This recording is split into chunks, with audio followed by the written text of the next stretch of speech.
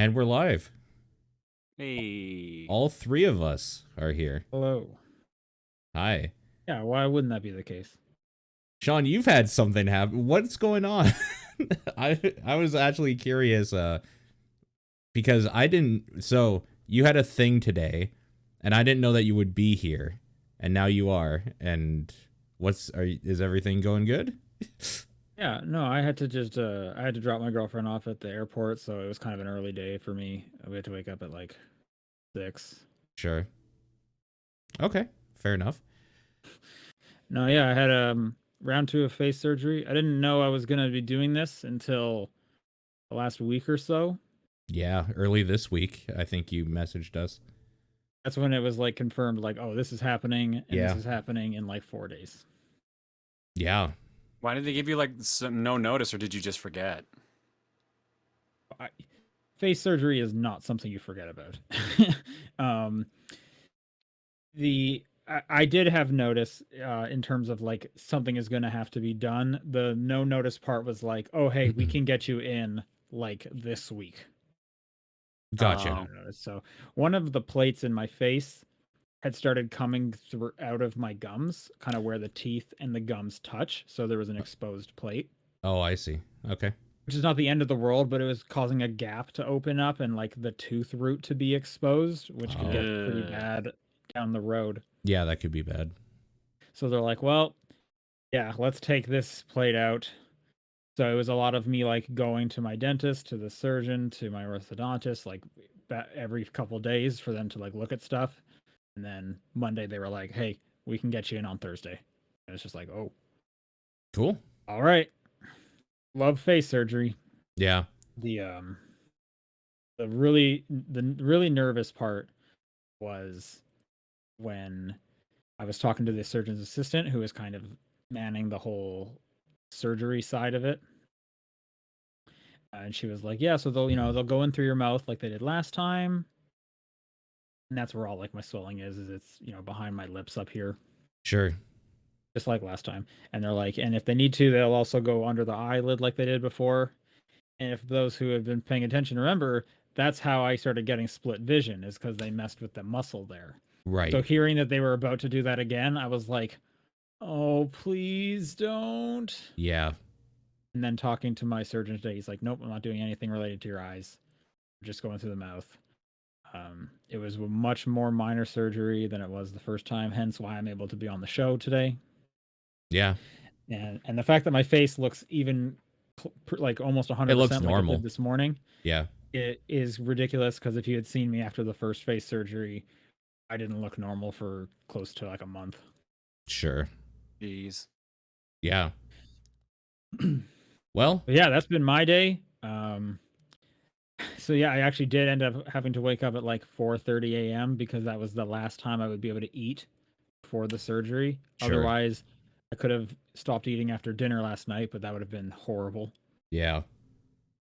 And I had to drop my girlfriend off at the airport anyway, so I was like, well, I guess I'll wake up an hour earlier and have a breakfast. Sure. That's been my day. I can't beat that. I've just been working this week. Nothing particular, I guess. Anything new with you, John?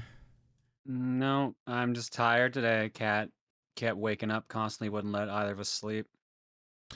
He's currently upstairs howling because he wants to go out, but the weather dropped like 10 degrees since he went to bed and since he woke up. Yeah, I was going to ask. Let him go out. He'll learn fast. He doesn't want to. That's the thing. We're trying to let him go out, and he's just like, nope, too cold. But I still want to complain, so I'm gonna sit in the living room and yell downstairs at me and upstairs at her. Yeah, that's so just we both get to hear it. Yeah. All right, cool. Let's just jump right in, I guess, to the top-down perspective for February 3rd of 2022.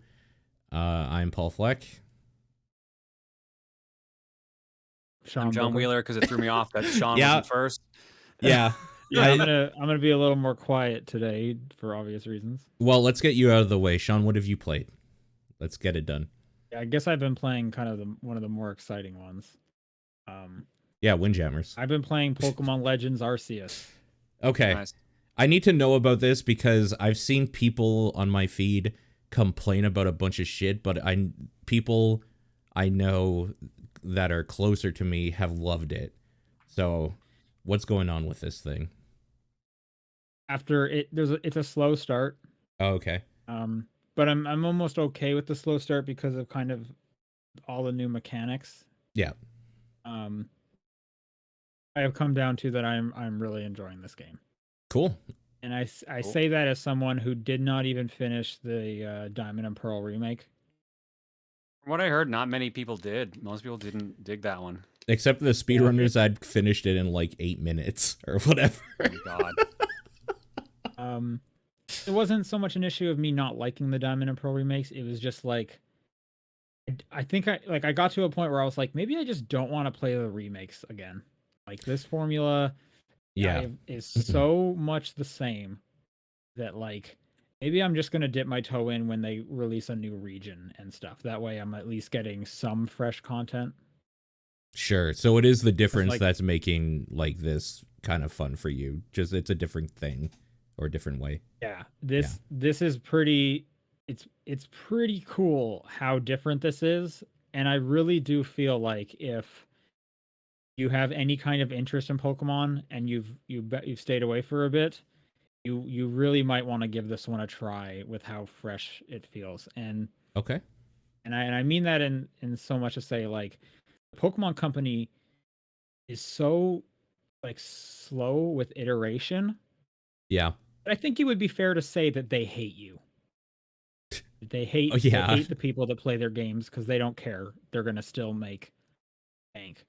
Sure. Okay. And the fact that this is so different Mm-hmm. is pretty crazy and good for them. I will say though, this game looks like it should have been on the Wii or the 360. Like it looks kind of like garbage. I have heard this complaint. I think it looks okay. That's like the main complaint I keep hearing about is graphically. Yeah, maybe like in person playing it, I would feel differently. The screenshots and stuff I've seen of it seems okay, I guess, but yeah, you'll probably notice more stuff when you're playing it yourself. I will say from like a mechanics and a gameplay standpoint, it's a breath of fresh air. From hey, this is 2022 and there are almost expectations for like what games should have at this point and how they should look, especially from what is the richest media property in the world. Yeah.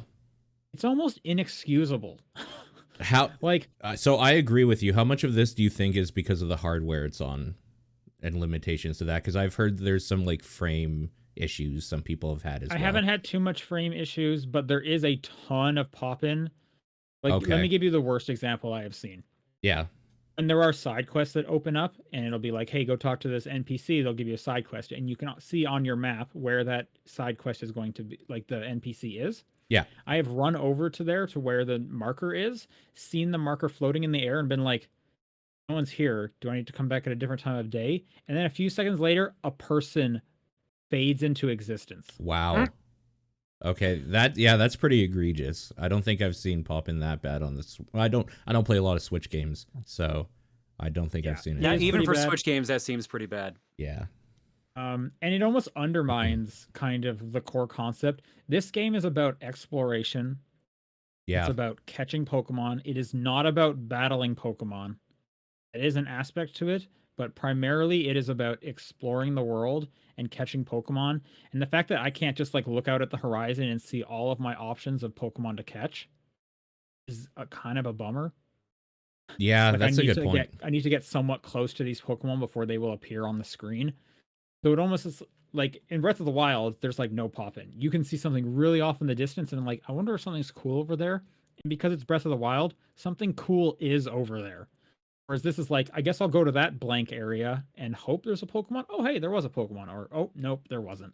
So I did try watching a little bit of a streamer I follow play this. And I always think every Pokemon game looks boring to watch. But like, usually I have fun playing them. This looked extremely boring. Like I left after a few minutes. I was just like, they're literally just running in a field with nothing around. Okay. So I don't know. That's my experience with this game is thinking it looks boring. I mean, I'm not going to sit here and say that there are Pokemon constantly, because I also do think that would be a little too much. Sure. Yeah. One of the cool things about this game is that you are playing as the player Hmm. and you have health. Like when you come across Pokemon, they will attack you That because is they're cool. wild animals that don't want you in their habitat. Which is super cool. Like there is a Yeah. dedicated dodge button for when a Pokemon charges at you and you can't get hurt or you will pass out. That is cool. I like that. Yeah. That's super cool. So let me kind of get into how the mechanics of this work. Primarily, you are going around the area. It's not a full open world. You are going to set biomes at a time. Sure. So it is, you do definitely see kind of the roots of like the wild area from Pokemon Sword and Shield, but Sure. definitely expanded upon in a strong way. Yeah. So you're going around and you'll come across like a Pokemon that's in the wild. And the Pokemon can do various things depending on what kind of Pokemon they are. Some will run away immediately. So Yeah. you need to be really stealthy. There's a crouch mechanic. There's hiding in tall grass. You can throw different types of food to distract them and keep them busy. Even how you hit the Pokemon with a Pokeball, like if you hit them from behind, you have a higher success chance of catching them. Makes sense. Which makes Sure. sense. Yep. Yeah. Well, it does make sense. When you pair that with a Pokemon game, it's like, are you kidding me? This is incredible. Because, 2 years ago, Pokemon would have given you 2 middle fingers if you had asked them to do something cool like this. Yeah, that's true. Yeah, that is a good little change that is kind of unexpected when you put it that way. Very. Your other option is, let's say you just want to battle the Pokemon, you can then throw your Pokeball at it. And if your Pokemon comes out of the Pokeball in like a relatively small vicinity, they will battle. What's also interesting is a lot of the Pokemon will be in packs. Like they'll be like, 3 Yeah. Zubats together. Sure. If you throw your Pokemon at this, it is now 3 against 1. Yeah, that Which makes is sense. also cool. It does make sense. Yeah. Again, though, Pokemon wouldn't have made this kind of sense. Like, But I thought no, I remember them having group battles. That just sounds like the group battle thing they used to do. you had group battles against trainers. Yeah, there was never No, group battles wild against Pokemon. Pokemon. Yeah, No, I don't think so. dude, that's like either X and Y or the one right after that. I remember that. I think you're You could fight misremembering. 5 Zubats at once or Geodudes. That is a mechanic from either X and Y or Sun and Moon. Oh, you know what? I think that was a one-off mechanic. Yeah, I'm getting And confirmation in people- chat. Horde battles were a thing in X and Y. Yeah, that has not been a thing for a while. So yeah, I completely forgot about that. They went away with that for sure. But yeah, I guess in some capacity they did bring that back, and that is cool. But and it's based on the vicinity. I think before when they did it, it was just like random encounters. And oh, by the way, you stumbled across 5 Zubats. Go fuck yourself. So that's another cool thing. You kind of have options to how you want to like approach each Pokemon. And the reason you're approaching these Pokemon is you have been sent back in time for some unknown reason. You're someone from the modern era, presumably because you have a smartphone, and you've been you're sent back in time in the Sinnoh region, which is the Diamond and Pearl region, and your task is to create the very first Pokedex, which you are doing with pen and paper in a notebook, which is kind of cool to think about that. Yeah, that's cool.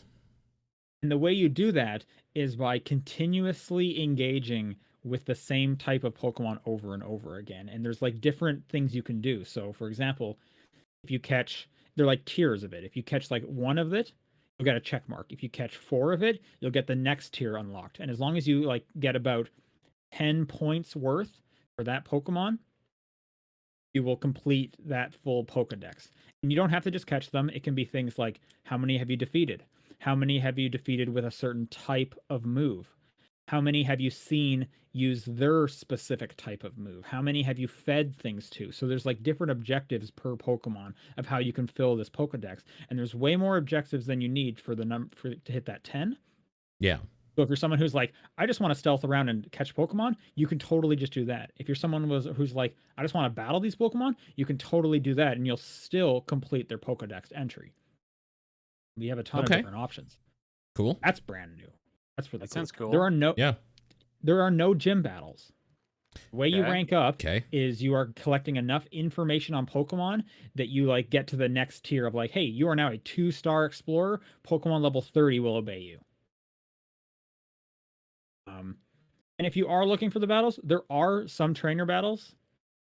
They're pretty sparse. Like this is not really so much a battling game, unless you want to battle the wild Pokemon, you can. But in terms of battling trainers, there's not a ton of that. Right. And you'll even come across like enraged alpha Pokemon who are just like so crazy and frenetic that they are just like charging at you full tilt, and you need to jump out of the way and like try and calm them down or have them run into a wall so that they're stunned, and then you throw your Pokeball out or Pokemon out and then have a quick battle to get a bunch of their stamina down. Like it's like a boss battle. You're kind of part of it. Okay. When you're in Pokemon battles, you can move around and like Sure. view it from different angles. Okay. There's no reason to do this. I don't know why they do it. You can literally go stand in between the two Pokemon while they're fighting, and you'll get hit Oh, I by was the gonna ask moves. that. It doesn't Okay. it doesn't do anything. Like Yeah. it doesn't take away from the health you have. Oh. But if I just want to stand there, I could. I Okay. don't really know why they let you walk around. Interesting. But you can walk around while they're Pokemon battling. And while you're in a battle, it is the usual Pokemon battle style. Each of them are taking a turn. Sure. But they've expanded on it a little bit. You can see the turn order.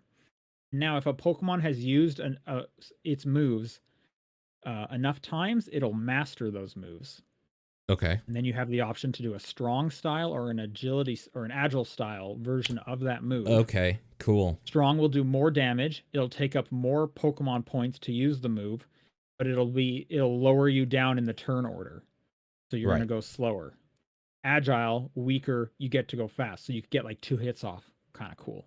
Yeah. So you can kind of prioritize how you want to deal with this Pokemon, yada yada. So they took Final Fantasy X's battle mechanic and put it into Pokemon. Or most JRPGs, I feel like at this point. A lot of them have turn order kind of stuff these days. I don't know if Final Fantasy X is the first one, but it does have that for sure. It's just the first modern one I could think of. The Pokemon can now also learn more than 4 moves, and you can swap between which 4 you want to have available during a fight. That seems like something that should have existed for years, but yeah, I'm glad that that's a thing. Sorry, I missed one. You can't swap during the fight. You can swap when you're Out of outside them. of a fight, but you have like a pool of 6, and you can say I want these 4 at the ready to be able to be used. Yeah. It's pretty cool. You get a horse pretty early on, so you're running around the environments. Environments are pretty big, even though they are set biomes and it's not a true open world. The environments are fairly substantial. There's a lot of side quests to take on. Like it's a slow start, but again, there's a lot of kind of new things, even if you're a returner. So you kind of have to go a bit slow. Even though I kind of like you kind of get it pretty quick. They could have sped up the pacing at the beginning a little bit. Mm-hmm. But I want to say I'm like 3 to 4 hours in now. Sorry, by around 3 to 4 hours in, you're kind of like fully open. You can do whatever you want now. And then I'm like, I'm really enjoying this game. Cool. Yeah, it is cool. I really do think that if you like Pokemon, but you've been away from it for one of the many justifiable reasons, I think this one is really worth trying because it is something pretty special when you compare it to the rest of the stuff. You've made it sound more intriguing than like anything I've read about it online by far. So it's fun. Like I said, it looks kind of like trash. And the fact that there's like absolutely no voice acting at all. There's like no sound effects when characters are talking. Like it's that is weirdly cheap. Yeah. That's the thing is like okay. There are I understand there are plenty of games that like don't have full voice acting, but they have like a or something, yeah, or something like that. This is the most profitable media like topic in the world. Like nothing makes more money than Pokemon. What is like why? I don't understand. Yeah, there is a little bit of a difference from like a single person indie dev not having that and like a Pokemon game not. I mean, even Zelda, which has no voice acting, Link still like makes sounds. There's none of the characters do that, and it's weird. Like you'll see like doors look exactly the same. A lot of the tents look exactly the same. Like it does look kind of cheap. Even just And in I'm the not trying chat to here, say- fake voice sounds would have made it so much better instead of just silence.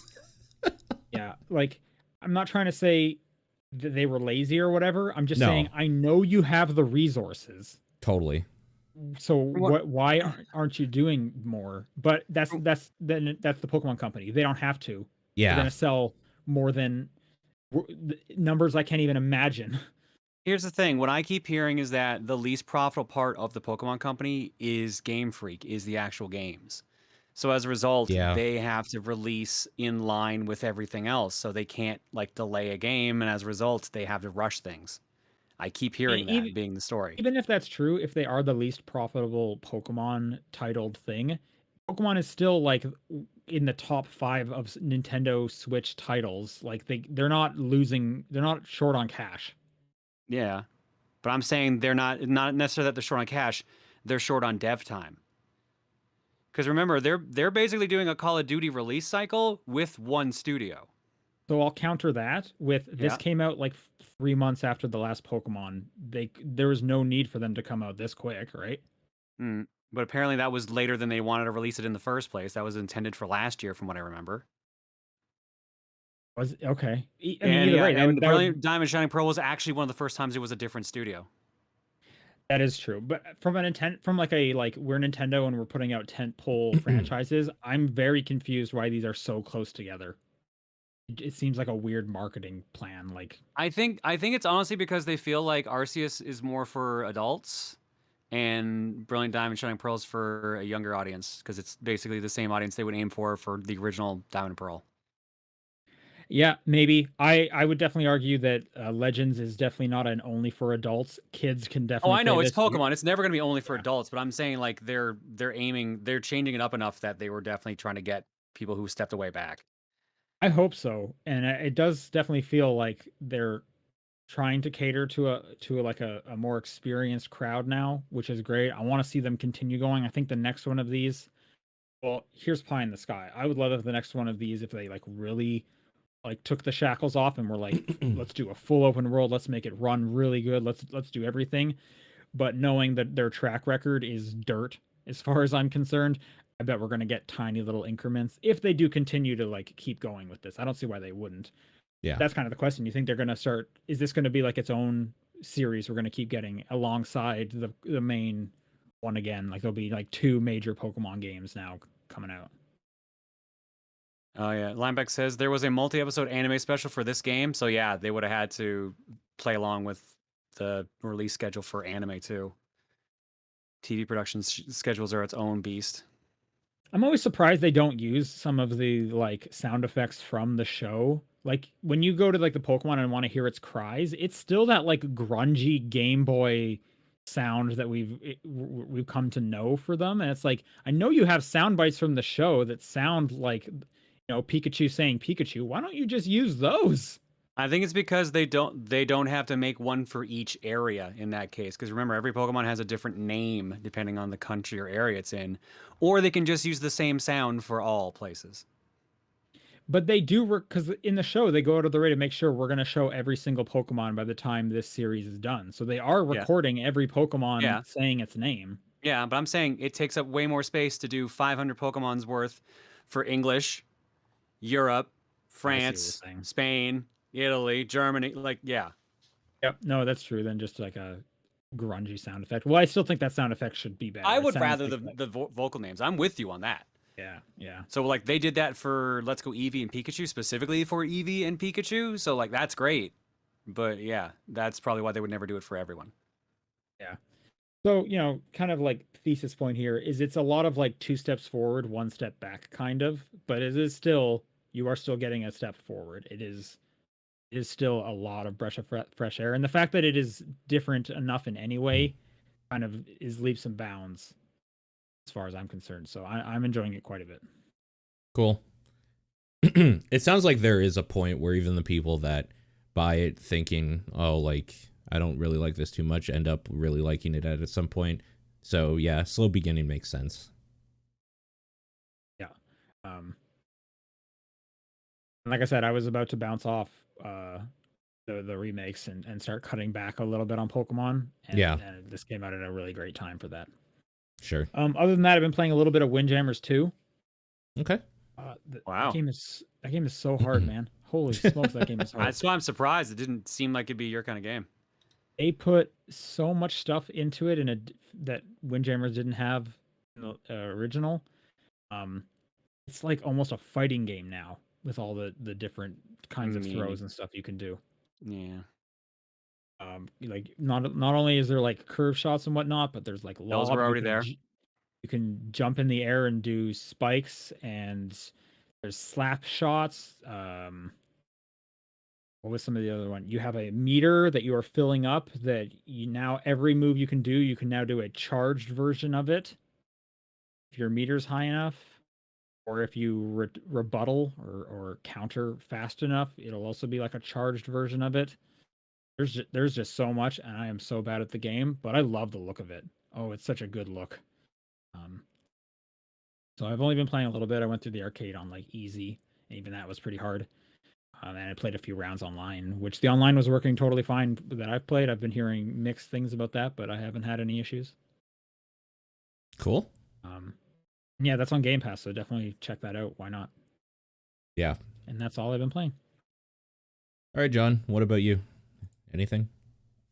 Pretty much nothing. Picross S7 came out a couple weeks ago, and I only realized it came out like a couple days ago, so I picked that up and did my usual like 5 puzzles a day or whatever. On stream for game clearing, we beat the Young Indiana Jones Chronicles for NES and Tiny Toon Adventures Wacky Sports Challenge for the Super Nintendo, which was like this brutal like sports minigame collection where like just you had to beat the game on 4 difficulties to actually get to the ending, and like the last difficulty is just mean. Jesus. You had to get like perfect on a couple of the mini games just to clear it. It's just rough. But we managed to beat them both on Monday. Good Lord. Cool. Yeah. Is this like a new what have you announced what you're doing this year for like game clearing, what the new gimmick is or whatever? The title of the game clearing this year is Remix. So each month has a mix that is based off of either previous years but just changed slightly. So January's was Revenge, where all the games I picked were my choices, and they were all games that either we had played on stream but got close to beating and couldn't, right? Or games that we had that in my childhood I used to rent or borrow off of friends, tried to beat and couldn't. Yeah. So a lot of the games we cleared in January were all games I kind of grew up with and couldn't beat, like the Flintstones, the movie, the game for Super Nintendo, Who Framed Roger Rabbit for the NES. Yep. Home Alone 2 for the SNES, The Simpsons Bart's Nightmare for the Super Nintendo, stuff like that. Cool. Have you announced what the theme is for February yet? February's theme is Love for Subs. So the subs that have been around the longest, because apparently in January a bunch of subs hit 100 months being subscribed. So I'm picking game choices from subs that have been around for like the longest time. Very cool. Cool. Do you have any idea what some of the choices are yet? I haven't quite looked through the list yet. I have the names of the people that I will be pulling from. I just haven't sat down to do it because, funny enough, March's theme is going to require a lot more setup. So I've been working on March's instead. Sure. And then I'll get the games for Monday ready, probably Sunday night. Sure. Yeah. That's just looking at a list, like you said, right? Like that's not. Yeah. Yeah, that doesn't require too much setup, thankfully. It's just being like, all right, what did this person do? That game's that won't take too long to do. Let's do it. Stuff like that. Cool.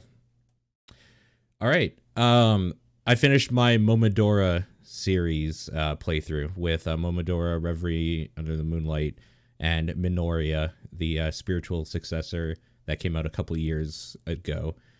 So yes, we were actually going to raid you yesterday, but we caught you just as you were watching the credits for it. Yeah. And then after that, I just played Vampire Survivors, which I'll also talk about. But anyways, Momodora 4 is fantastic. It is definitely short, but when you compare it to 1, 2, and 3, which are like an hour long, it is like 4 or 5 times that length. So it is definitely, it makes sense why that is the fully fleshed out on Steam thing for like $10 or whatever. It's easily worth it. If you like Metroidvania games, it plays very good. It has a decent story going on in it. It's cool. I was more impressed with Minoria though. So this was a game that I don't remember if it was on the show or off when we were just talking about it, where you were saying it was maybe the 3D one. This It was on the show. it was This is what I thought. This was supposed to be the 3D one, but then they changed it because the 3D one wasn't coming out very well. Sure. So this definitely, I think, uses assets from what that was, though, because it is definitely like cell shaded 3D sprites and assets in it, and it gives us really cool, almost like moving kids illustrated book look to it. Even though there's like horrific stuff going on in some of the parts because demons and shit like that. Yeah, there's not a whole lot to say about that one that is much different. It's the continuation of the series. It's definitely the most modern looking and plain one out of them. It has some cool movement mechanics where your double jump is actually a sword like uppercut in the air. You use it as a double jump for platforming, but it also comes along with like being able to do damage with it. Your dash is a like sword dash sort of thing, which is also primarily a combat thing, but you use it for platforming as well in some parts. Yeah, it's just that series is just really, really good, and I think people should play it, especially Momodora 1 and 2 are free on itch.io. You can just download those and play them for an hour and a half, or whatever they are, and then if you like those, they just progressively get better and better, and they all kind of have like a similar theme and tie to them of these like group of priestesses or nuns and like banishing demons and all that sort of stuff. There's some, and they make Minoria makes a callback to the series, and it's not explicit, but it's very cool. That series is awesome, and I can't wait for the 5th Momodora game that has been announced this year and is coming out sometime. I don't think there's any date set for that yet. So, yeah, I've been playing Vampire Survivors, and I played a little bit more last night, but Vampire Survivors is the game that you were talking about last time, John. And I was saying that, like, I've seen screenshots of it, and I'm just like, this looks terrible. But we were talking about it after. It's like, oh, it's like $2 or $3 or whatever. I bought it to check it out. And it is like all of the fun, addictive stuff of a phone game without any of the weird, like, monetization that makes you empty your pockets to get all that stuff. There's the bells and whistles and sound. You see the numbers go up. You see hordes of enemies, like, fall at your feet or whatever, and you get little prizes to make you stronger, and you see how long you can go. And yeah, that thing is very much one of those things that if this was on the phone, you would be buying extra turns, or like you would be buying upgrades or whatever to make the next run stronger. And I could see some really weird parallel universe, or maybe like a clone of this that is disgustingly monetized. But for right now, this product is just very, very fun and cool, and just been a great like podcast game or whatever to waste some time in.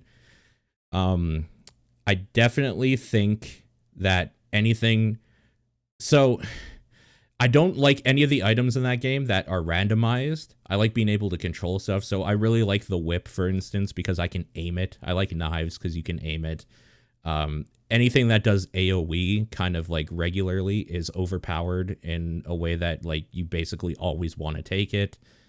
Yeah, I don't know. It's one of those things that like any roguelite or whatever, you have to like be in to know what I'm even talking about right now. But like garlic is one of like my favorite things. I like that when you rank something up to its maximum, you have a chance to evolve it and get like the stronger version of it. So I got the like strong version of garlic, which is like bad breath or something, or I can't remember. It's here's the thing. It's not based on randomness. It's literally just based on if you have the other item it needs. It just there's just 2 items when you have that in your group, because you can only carry 5 weapons and 5 relics. Yeah. If you have the right ones, you get the upgraded version. Yeah, the random. And then there's one grouping that will literally give you an extra slot. Yeah. Yeah, it's been really, really fun to just play and kind of like power things up and do another run. It's one of those games that's really easy to lose a night to, I found, because you do a run and you feel like, oh, I've been in this for 5 minutes, even though there's literally a timer that says you've been in there for like 40 or whatever. And yeah, that thing is cool. I definitely see the hype behind it. And it's cheap. People should check that out. The last thing I played that I want to talk about specifically is called Bloodborne PSX. This is a fan-made PlayStation demake of Bloodborne, or at least like the first area of Bloodborne, and it is fantastic. That attention I to saw you were pretty excited when it came out. The attention to detail on that thing is insane, and was made by an insane person who obviously loves the original game so much. It's just like perfectly recreated in the way that if you were doing this on a PlayStation, this is probably what it would look and feel like. Like the camera's janky because it's made with the thought that you don't have analog sticks, you just have the original PlayStation controller. So there's a button to like recenter your camera while you're moving. Oh, they went all in by the sounds, but damn. They have the limitation, the artificial limitation of what the PlayStation draw distance would be, so that you're just like running into darkness in some spots. There's a lot of fog. No, there's not fog. It's just dark, like shadow or whatever. It's just like a dark, scary look or whatever. And all of this stuff is really, really cool and builds that world out in a way that you're just like, oh, this is kind of like neat that this is exactly how this game would have been in that era. But then there's also different presets, because there are like 100 options in the video settings. You can change every little thing in it. And there's presets of like the default, which is kind of the CRT look, PlayStation and whatever. There's one that's the remake look, which is set so that it looks like the remastered or remade port of a PlayStation game on like modern hardware. So it looks like all the textures are like very high definition, like very crisp, but they're still on weird shitty polygon models. The weird draw distance is like taken out so you can see like on a normal system. It runs at full 60 instead of the 20 that it does originally. And it is so cool just having these different options to see that world in different ways. Also, it plays really well. Primarily playing. I played through it on the default with the CRT filter off, because that CRT filter, I think it's just ugly. I don't like scan lines and stuff like that when I'm playing a game. But everything else was like the lower frame rate and the kind of crappy resolution and all that stuff. And it looked exactly the way you would want it to. And then when I finished the main part of that game, there's like kind of a true ending thing. And I went through that with the like remastered look in the full 60 and stuff. That thing is really, really cool. Yeah. How long is it? Because I can't imagine they did the whole game, right? So I think people that actually know that game inside and out and like are able to explore unhindered and not die a lot or anything, it's about 3 hours, 3 to 4. I took about 5 total. So yeah, okay. It's just the first area with a recreation of the main stuff you would have remembered and how, and like interconnecting those parts well, while doing something just a little bit different to keep it a little fresh in some spots. It is a free thing you could just download. It is on itch.io from Botster. It's B0 as an OTSTER. So if this sounds interesting to anybody, you can go ahead and download that for free. The first day it came out, it had 108,000 downloads, because it's been waited for by the Souls community for years now, like 4 years or something. And this is just kind of a love letter that I believe the lead dev's Lilith, that she's been working on just in her spare time for years. And it finally came out, and it's awesome. It's just super worth looking into. That's it. That's all I've done.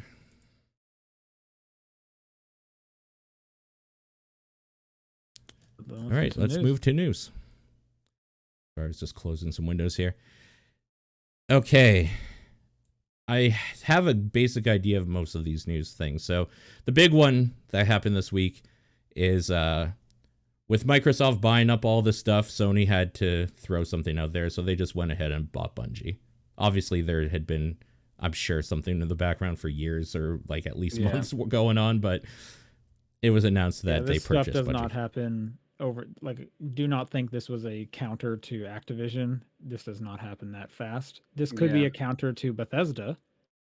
Yeah. That would make more sense. And to be fair, like it's not like there hasn't been any like partnership with Bungie and PlayStation anyways. There were Destiny themed PlayStation 4s, so Yeah. True. there is pedigree for this. And I think Destiny was only on PlayStation, right? Nope. No? It was on Destiny everything. is. Are you talking the first one or The first one. The series?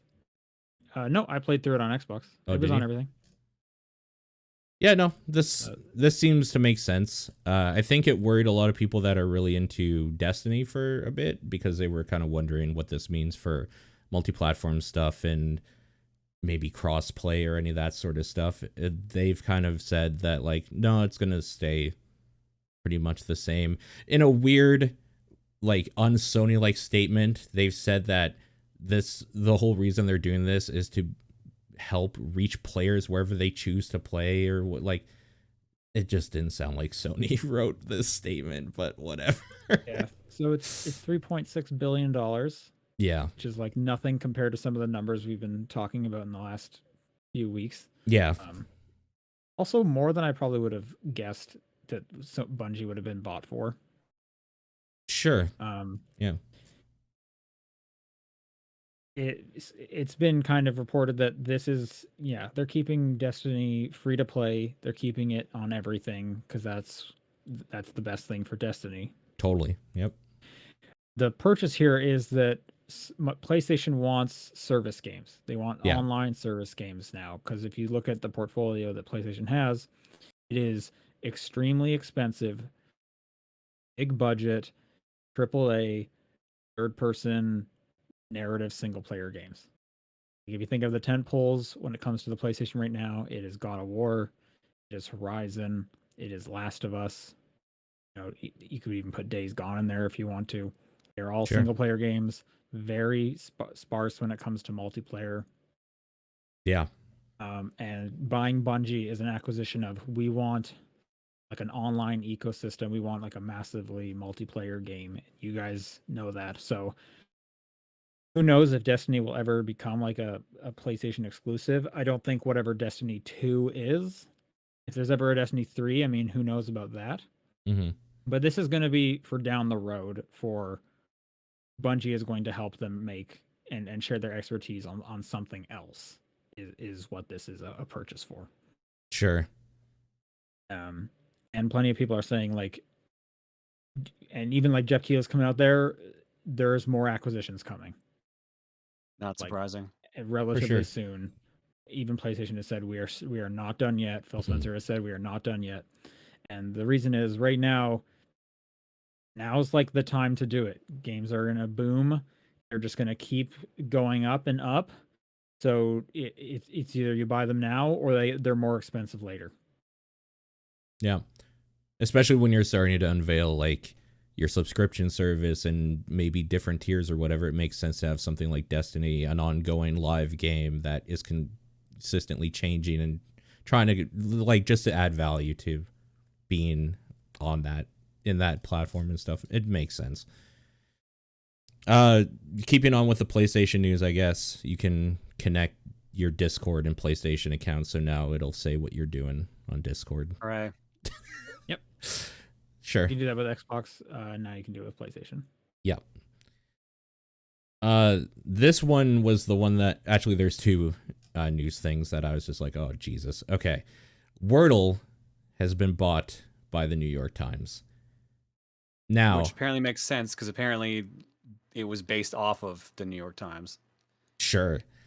The thing that is freaking everybody out is that they said the game would initially remain free to new and existing players. So nobody really knows if they're using that terminology and that it will become a thing that you'll get with the New York Times subscription that you already need to like read their stuff online, or if it's just going to be part of their like free game section forever.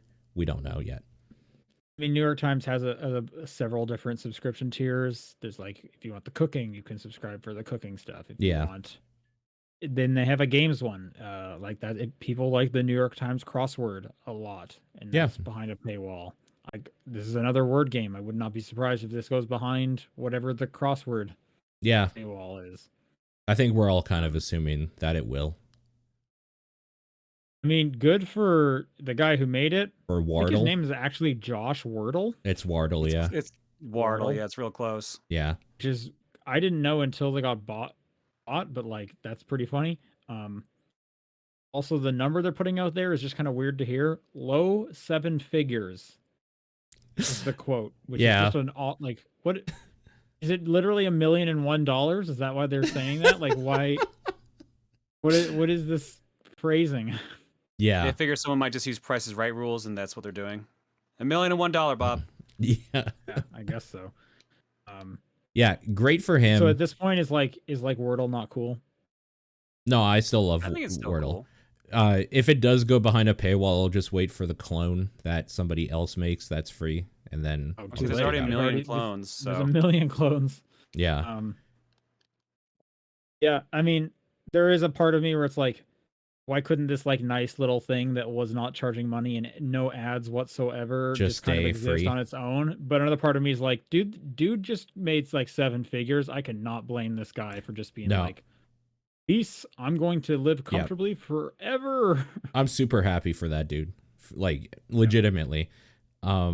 Maybe the New York Times can throw some of that money and just buy Wordle.com so I don't have to go powerlanguage.com or .co.uk/Wordle anytime I want to play that thing. But I saw a pretty funny tweet that was like, what they should do is they should keep Wordle free, but charge $1 to post your score on Twitter. Nah. yeah. Or like Actually, that would make them some good money. $5 That'd for be every very funny. retry. I feel like you'd only need to retry like once. Like it wouldn't be that hard. You know Every what I mean? day. It tells you the name of the word. Every day. Oh yeah, $1 to unlock what the word actually was that you couldn't get. That would actually be hilarious. Okay, I gotta be real with you. I know nothing about this EA conference call thing, so I can't. I haven't heard this. I either. can't help any at all with I mean, this. you can kind of just go through the tweets. It's a thread. Yeah. They're already kind of bulleted point, but I just thought there was some kind of interesting stuff about what's going on with EA at the moment. So Okay, so EA had a conference call at some point. Apparently, Battlefield 2042 did not meet expectations. Gee, I wonder why. Work from home proved to be challenging. Yeah, that makes sense. Unanticipated performance issues needed addressing. Some design choices did not resonate with the community, and still planning major updates. So this is all about Battlefield 2042 and some of the challenges. yeah, you can just scroll down and keep going. There's more, not just Battlefield. Yeah. About Apex, they have 28 million new players joined Apex. They expect the game to reach 1 billion in net bookings this fiscal year, so that's April of 2021 till March of 2022. MAUs were up 30%. Huge year for the game, and soft launching Apex Legends mobile soon. That soft launch, I actually got a message for, is going live like maybe today or tomorrow in like the Philippines and like some other places of the world. So I don't even have my phone in here, otherwise I would check. But yeah, look out for that if you're in those parts that of the Switch world. version's not great, but I'm sure it'll make a ton of money. Yeah. Okay, we got some more. Just this is random stuff by the looks of it. Deep pipeline for the next few years. EA Sports titles. Respawn working on Star Wars. Games from BioWare. Sure. The Sims. Yeah, that makes sense. Hear more about The Sims. Skate. Dead Space. Need for Speed. And I think that's it, except for some context here. It's about 2042. Apparently, EA said it's reduced its fiscal year forecast by 100 million due to the poor launch of Battlefield 2042.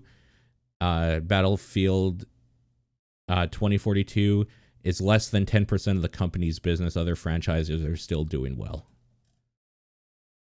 Yeah, and then these last little ones is just they delayed the first season of Battlefield 2042 to summer, so that's also not a great look. Yeah. On top of all of this. There's been some like kind of rumblings and rumors that they're looking at like splitting out the modes and trying to go free to play Free with to some play. of them. Yeah, that one I did hear. And then this last one is that EA is apparently they're open and looking at acquisition opportunities, and that's to acquire, not be acquired. Okay. Just kind of on the same vein, I didn't put it in here because it was kind of announced today. Nintendo came out and made a comment about all the acquisitions and basically said, we're not interested. We don't think buying people would like go with our design philosophy. Ignoring the fact that some of their bigger stuff were buying developers and then mixing them into their family. But yeah, sure. Makes sense. That's kind of the way Nintendo does it, right? They buy a company, they become Nintendo to not be that company really anymore, unless it's like a third party like contract that they're doing. Like, what's the last time Nintendo bought a company? Yeah, like, exactly. They got the 90s. majority shareholder in, I think, Monolith Soft. I think that was it. Yeah, I think that's probably. the most recent one. Probably, yeah. They're very like to themselves, do their own thing, and you see that when you look at like their internet infrastructure or how they deal with voice chat. Yeah. I had to put this in here because it is like the epitome of just ridiculous NFT stuff. So Atari decided that there was too much decent communication going on about NFTs. People are hating them, but Atari could really push it forward and really get people angry. So they announced. Well, I mean, you know, they have such like a good like track record and like position out there. Everyone really likes Atari right now, so they could probably take a hit or two and they'd be fine, right? Totally, yeah. They decided, you know what? We should do NFTs, but these NFTs are going to be loot boxes. Oh, Jesus Christ. So really? What they're doing is creating something called the GFTs because they are gifts. They're like wrapped digital gifts that you can buy. Oh, like a present. Like a present. And you don't know what NFT you're getting until you unwrap the present, and it is either an epic, rare, or common. You know, I'll tell you though, even if I went and bought an NFT, I would still not really know what I'm buying. Oh, you would be buying a token that doesn't matter. That's what you would be buying. So sounds about right. Yeah. So what I really love is that there's different like rarities of items in these boxes, which are NFTs. It's every bad thing put together. Let me read a little bit of so they are being produced by Republic Realm The in devil partnership. himself. Yeah. Yeah, Satan in partnership with Atari. And Satan says GFTs are like Hallmark cards for the next generation. Poor kids. Yeah, exactly. And then this is just the editorializing here of, except rather than being small predictable tokens of appreciation, GFTs are governed by loot tables with predetermined random rates because nothing says happy anniversary or get well soon like a 0.2% chance of an epic drop. That's a great last like second half of that sentence. Yeah. Atari should just die. Like, this is ridiculous. This is sad. Are you telling me you're not excited for the Atari Hotel that is currently a thought? Or I don't know where it is at the moment. That would be a way better thing for them. Yes, than this is ridiculous. This is so poorly thought out and like done.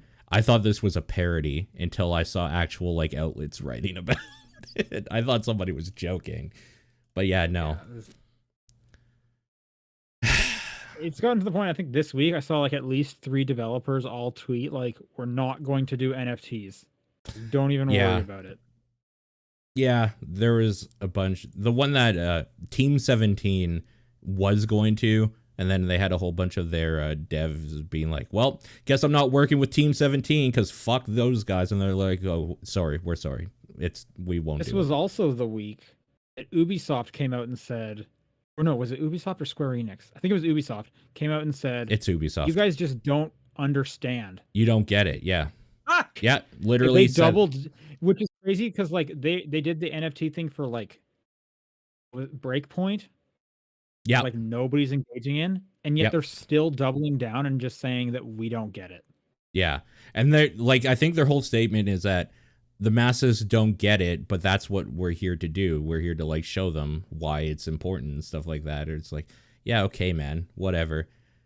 This is also the week that Troy Baker said you can either be a hater or a creator when it comes to NFTs. Wasn't that last week? Oh my god, don't tell me that was also this week. This week has been a weird one for NFT stuff. No, I thought Troy Baker backed down and said, I'm not going to do it. He backed down after he was called out by 3 podcasts to like reconsider what he was doing. He was doing like, I'm sure it was way more than that. He was doing like audio NFTs or something like that.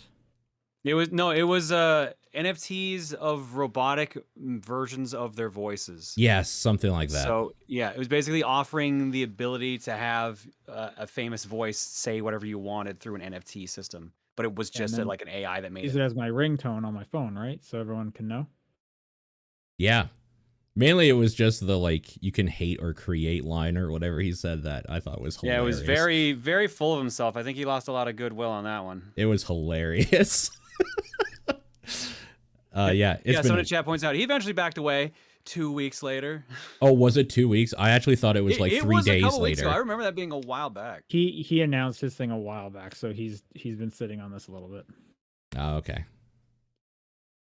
Next up, this was interesting. So Yacht Club came out with their next new IP or thing that their new project called Mina the Hollower. And it does not include Shovel Knight. Yes. Not yet. Yeah. Not yet, I guess, yeah.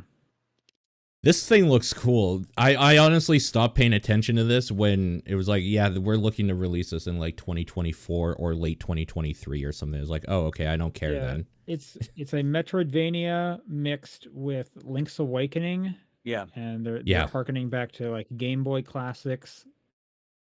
What's interesting, and this is the one where I've been seeing some discourse around, which I could say about every news story in the video game industry. Yeah. Is they're going back to Kickstarter.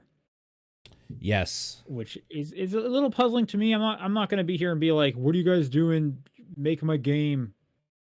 Like, Kickstarter's fine. I'm just surprised. Like, Shovel Knight did really well for them. Why would they need Kickstarter? Apparently they don't, and they said they're going for the community aspect that they had with Shovel Knight in the first place, but it does give an odd look to it. Yeah, and again, I'm not saying it's like a negative look. It's more just like, why? They've already said I think they've already A, hit funding, and B, they said a significant portion of it is still being paid in-house. They've almost doubled doubled their funding at this moment. And they here's the thing, like they have stretch goals and whatnot, but it's like, I am confident you guys have the resources to pay for all of these stretch goals. Yeah. I mean, a lot of people are. They're pretty sure at this point, like it's given off a weird vibe, but I think everyone's kind of giving them some leeway. Honestly, I agree with you though. I find it a little awkward. Yeah, it's probably just a marketing strategy they're going for. I wouldn't be surprised if some of these stretch goals are like, if we hit 100 followers, it's like those kind of ones. Yeah. I haven't looked too close into it, but either way, the game looks cool. It does. Sorry, go on. I think there's a demo out because I have seen people streaming the demo. Oh, really? Oh, I need to check that out then. But that might also be for backers only or something. The coolest thing about the Kickstarter is that they, on their first update here, they shout out a game I have been looking forward to and I actually got an alpha build to check out the other day called Bow. And that is awesome because that helped get that game funded. And that is like a really indie, or was really indie. It's a hand-drawn Japanese folklore Metroidvania, and it is really, really pretty and cool. So well, wasn't that what they did at the end of Shovel Knight? They were just like, yeah, we're funded, but here's some other ones you should check out. Yeah, I remember that's one of the ways Bloodstained got attention. Yep, and that's exactly what happened here. So, I'm kind of happy they did it because Bo looks awesome. They're also saying that they showed off, I'm just reading this article, a new level from the upcoming Shovel Knight game, Shovel Knight Dig. Did that not come out? What was the one that came out in December? Pocket Dimension. Pocket Dungeon, rather. Pocket Dungeon, yeah. Oh, okay. There's a lot of Shovel Knight, man. That dude gets around. Yes, he does. Supermassive Games trademarked the great. 5 new Dark Pictures titles. These are so great. So people remember Supermassive. They do the Dark Anthology. Yeah. It just came out with House of Ashes. Oh, great. The link that I put here is not working. Yeah, it doesn't work, so. Let me try and find it. While you try to find that, I will quickly just say this last news thing caught me by surprise, I think last night, but they are going, or did they already? Ghostwire Tokyo got a release date of March 25th specifically. And they were going to do a presentation to show more of that game soon. And I thought it might have been today, but I haven't been online today, so I saw checked. pictures of like pre-order bonuses, so I'm assuming there was something today. Okay. Okay, you guys haven't seen this yet, so I'm going to ask you before you look. Okay. So Dark Pictures Anthology, they have done Man of Medan, House of Ashes, Little Hope. Yeah. And for those who don't know, those are like the co-op, very not FMB, but very motion captured horror little adventure games. Yeah. I find them all very fun. They just trademarked 5 more names, and I think these names are all great. And I want to ask you two, what kind of horror do you think these names evoke? What kind of setting and whatnot? Okay. The Dark Pictures Directive 8020. That sounds like SCP equivalent. So yeah. Scientific experiment goes wrong. Yep. Maybe the 0 and 80 is a moon, so it's maybe more space. Okay. Oh, okay. Be kind of an alien thing. Sure. And remember, the way a lot of these games go is there's like a modern day set of characters that are kind of uncovering like an ancient secret of horror and yada yada yada. Next one here, I love this one. The Dark Pictures, The Craven Man. The Craven Man. Okay. Insane Asylum. Oh yeah. Okay. I'm thinking something like in a jungle or something, some like tribe something. Is that Craven the Hunter? Yeah, kind of.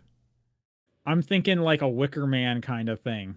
Okay. And the logo, the A in man, looks like a big kind of like man. So oh, okay. I could see that. This one is kind of hard. The Dark Pictures Intercession.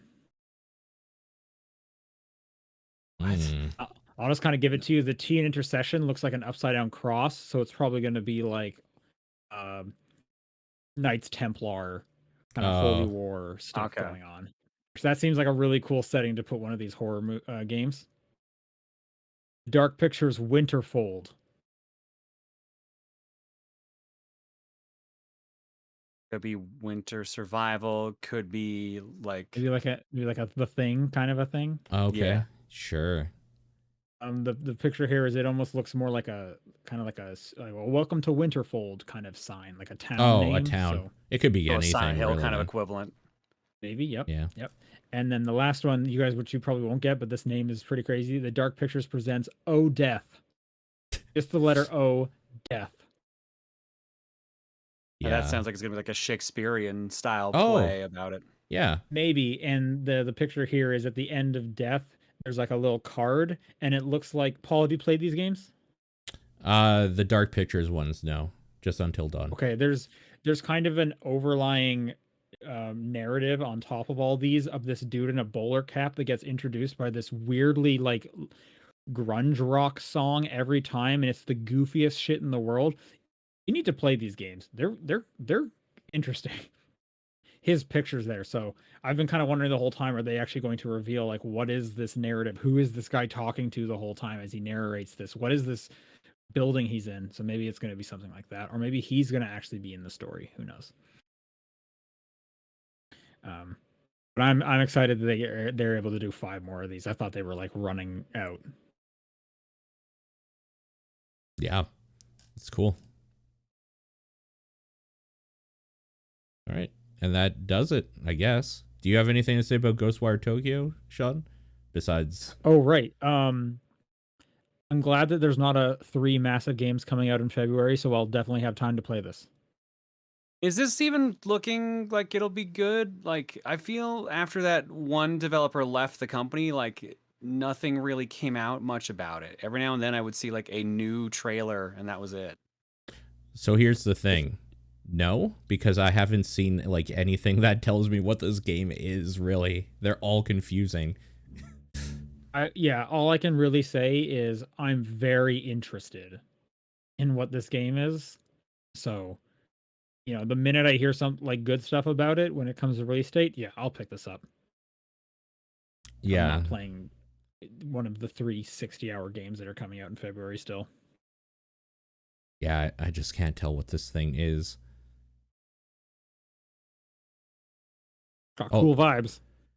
Oh, the gameplay. This link you have actually has the gameplay thing that they were going to show that I haven't watched yet. Yeah, I'll watch this today after all. I'll watch it later, but it kind of looks like some weird like Skyrim-esque thing where instead of in a medieval fantasy land, you're in a shitty Tokyo with yokai everywhere. That sounds like Mach and X. Yeah, a little bit, but like more supernatural and less, well, not really cyberpunky at all. Very much ghosts and demons and magic and stuff. I like the look. I like the colors that are in this. This is super. Yeah, seeing some actual gameplay actually has changed. This does look really cool. Monsters look so cool. Like if you're, what was I just looking at? It was around. Yeah, I'm just kind of skipping around here. At the 2-minute mark, you're fighting these like dudes with umbrellas over their heads that look kind of cool. Yeah, this looks super cool. I bet this is gonna look real nice on my big TV. I'm stoked that we got a release date that is very soon too. That's the thing is, I'm not stoked for that. There's so many games coming out in February. It's unfair. But I will find time somewhere. Yeah, that's it for news. Sean, do you feel up to questions or should we push them back? What? I wouldn't mind pushing it back because mostly I just want to go to sleep. Yep. Okay. Yeah, that sounds good. And we're gonna be running long if we don't anyway. So, well, yeah, we'll do questions next week then. Games of the week. Pokemon Legends. Sure. I'll give it to Minoria, I guess.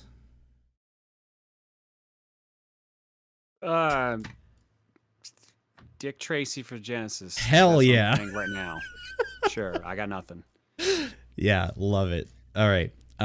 Some housekeeping. Sean will be back next week. He was here this week, but he'll be back next week as well. True. That's next week. I Sorry, go on. I was gonna say, I mean, at least I hope, but I don't have plans to not be here. Yeah. Next week we will finally get around to Neil the World Ends With You. Come hell or high water, that will be talked about. And the TVP episode for Peacemaker episodes 1 to 5, about half of the series or so. That's out right now, is out, and you can go listen to that if you're a patron. But that'll do it. Yeah. Thanks, everyone. Yeah, thanks, everyone. Thanks, Sean, for coming on. As usual. Yeah, oh, thanks. Thank you for coming on. Yeah. John, thank you for showing up, too. No. Thank you have no for being a choice. friend. Da, da, na, na, na, na, na, na. Rest in peace. Bye, everybody.